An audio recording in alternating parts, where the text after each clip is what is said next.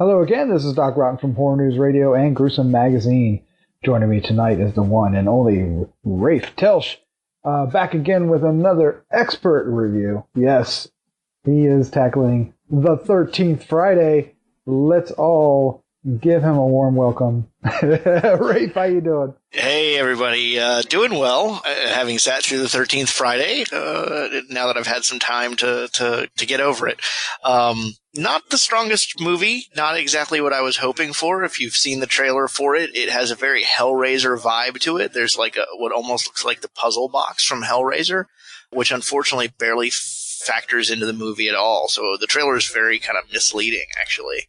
Oh, the movie is actually about a group of kids who go to a haunted house and awaken an angry spirit, which then wants them to kill 13 people over the next 13 months. So why Friday factors into it, I still haven't figured out, because there's more than one Friday per month. But from there, it just gets really weird, because we jump forward 12 months. They've killed 12 people. The 13th victim is going to be one of their own. And somehow there are cave trolls that are part of these sacrifices. And if that sounds confusing, welcome to the party, because that's about where I was with the movie the whole way. You do have an angry spirit. We see in the opening scene a mother killing her child by burning her, and you kind of have this angry spirit that feels like it should be out of some J-horror type movie, but it really just looks like a little girl in blackface, and it's almost like they wanted the creepy sensations we've seen in other movies of the spirit moving in a bizarre fashion, but like they recorded it but then forgot to reverse the footage. The first scene from the get-go, you're going to notice technical issues with the movie. It's very, very badly looped. The first scene takes place outside, and yet everybody sounds like they've been recorded in an enclosed room. You have technical issues, you have a narrative nightmare, because most of the movie doesn't make any sense from a narration standpoint. Ultimately, as much as I wanted to like this from the trailer, and as much as I love to back independent, small-budget films, there just isn't a whole lot to like here. Oh, no. So do you say that writer-director Justin Price has trouble handling the script, or is the script...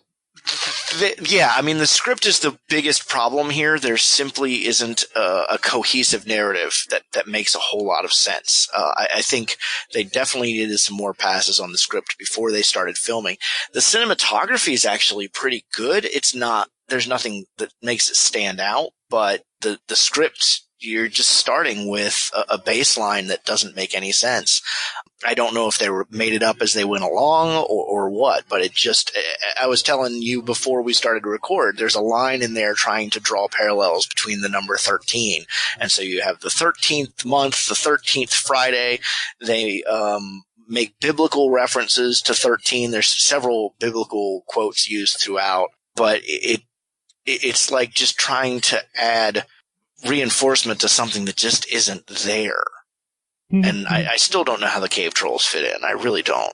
Well, every good movie needs some cave trolls. Let's go ahead and wrap this up with your score, 1 to 5, and your favorite scene.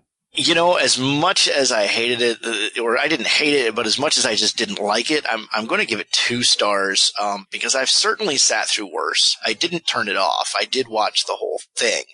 And my favorite scene actually helped me bump it up to 2 stars. And this is going to sound weird, but my favorite scene is actually the very last thing in the end credits. And that is a thank you to the viewer for watching the movie, which allows these people to make their dreams come true. And that actually touched me, that they did. This is something they wanted to do, and to their credit, they did it. You know, at one point I wanted to be an independent filmmaker, and I never moved forward with it. So kudos to them for doing more than I did. I just wish they did a better job with it. Well, Rafe, as always, thank you for a great review. Can't wait for your next one. Let's say my pleasure. Thanks, Doc. Be sure to visit GruesomeMagazine.com to listen to the other Gruesome podcasts, Hard News Radio, and decades of horror. Also check out the Gruesome Magazine Quarterly, available in digital and print-on-demand format.